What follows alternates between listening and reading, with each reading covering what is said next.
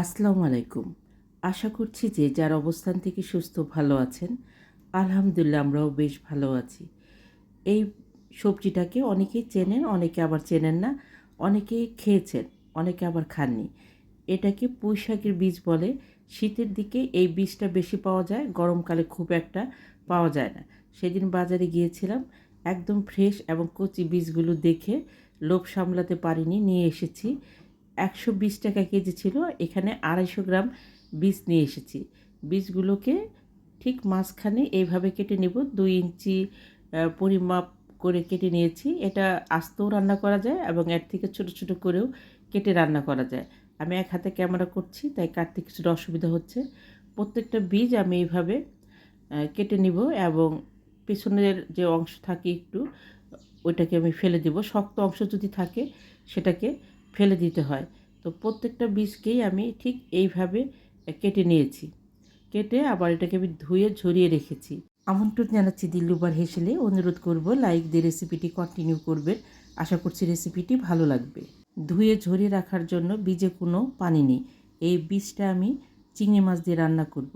মাঝারি সাইজের 8 পিস চিংড়ি মাছ নিয়েছি। কেটে ধুয়ে ভিতরে যে কালো রগ থাকে সেটা ফেলে হালকা লবণ দিয়ে মেখে রেখেছিলাম। 7-8টা কাঁচামরিচ চিড়ে নিয়েছি। মাঝারি সাইজের 2টো আলু, 2টো পেঁয়াজ, 4-5 কোষ রসুন আমি কুচি করে কেটে নিয়েছি। গ্যাসের ফ্লেম অন করে একটা ফ্রাই প্যান বসিয়ে সেখানে পরিমাণের থেকে একটু তেল বেশি দেব। এই রান্নাটাতে তেলের পরিমাণ বাড়িয়ে দিলে খেতে ভালো লাগে। রসুনের কুচিগুলো দিয়ে সঙ্গে সঙ্গে আমি পেঁয়াজ, আলু কুচিগুলো দিয়ে দেব।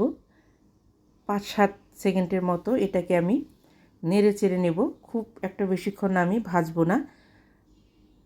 হাফ চা চামচের কম হলুদ এবং পরিমাণ মতো লবণ দিয়ে লো টু মিডিয়াম হিটে আমি এটাকে বেশ কিছুক্ষণ ভেজে নেব। খেয়াল রাখতে হবে যাতে পুড়ে না যায়। যখন কিছুটা কালার চেঞ্জ হবে সেই সময় আমি এখানে 1 চা চামচ আদা রসুনের পেস্ট, হাফ চা চামচ ধনিয়ার গুঁড়া, হাফ চা চামচের থেকেও কম আমি এখানে শুকনো মরিচের গুঁড়া ব্যবহার করব কালারের জন্য। এখানে ইচ্ছা করলে শুকনো মরিচের গুঁড়াটাকে স্কিপ করা যায়, শুধু কাঁচামরিচ দিয়ে রান্না করলেও খেতে ভালো লাগে। মশলা কষানো হয়ে গেছে, আমি খুব সামান্য পানি দিয়ে নেড়ে চেড়ে ঢেকে রাখবো কিছুক্ষণ, বলক আসার আগ পর্যন্ত। বলক আসার পরে আমি ঢাকনি উঠিয়ে চিংড়ি মাছগুলো দিয়ে দেব। চিংড়ি মাছ দেওয়ার পরে খুব একটা বেশিক্ষণ রান্না করলে মাছগুলো শক্ত হয়ে যাবে।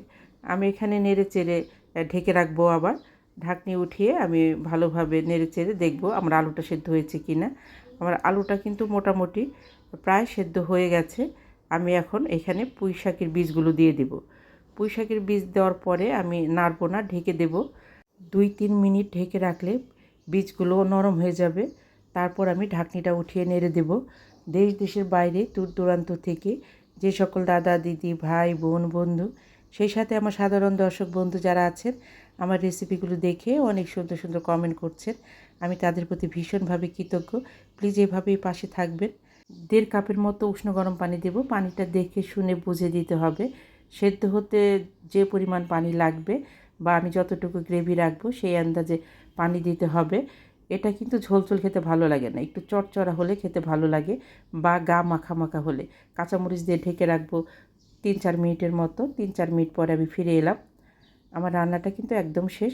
আমি ধনিয়া পাতা দিয়ে নেড়ে চেড়ে গ্যাসের ফ্লেমটা বন্ধ করে দেব। ধনিয়া পাতা দেওয়ার পরে আমি আর গ্যাসের ফ্লেম অন করে রান্না করব না।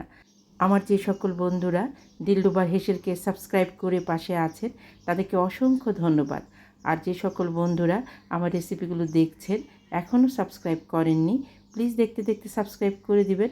সেই সাথে আপনাদের লাইকটা দিতে ভুলবেন না। যারা আমাকে নতুন বন্ধু করতে চাচ্ছেন অবশ্যই কমিউনিটিতে ফুল রেসিপি দেখে নক করে যাবেন এবং অপেক্ষায় থাকবেন। পুঁই শাকের বীজ দিয়ে চিংড়ি মাছের রান্নাটা কেমন হয়েছে ইচ্ছে করলে কমেন্ট করে জানাতে পারেন। ছোট চিংড়ি, শুটকি মাছ, ছোট মাছ দিয়েও এই বীজটা রান্না করলে খেতে ভালো লাগে। পুঁই শাকের পাকা বীজ রান্না করলেও খেতে ভালো লাগে। পাকা বীজ দিয়ে ভাত মাখলে ভাতটা লাল লাল হয়ে যায়, দেখতে ভালো লাগে। যারা এখনও খাননি একবার অবশ্যই ট্রাই করে দেখতে পারেন। নিজে ভালো থাকবেন, অন্যকে ভালো রাখবেন। আল্লাহ হাফেজ।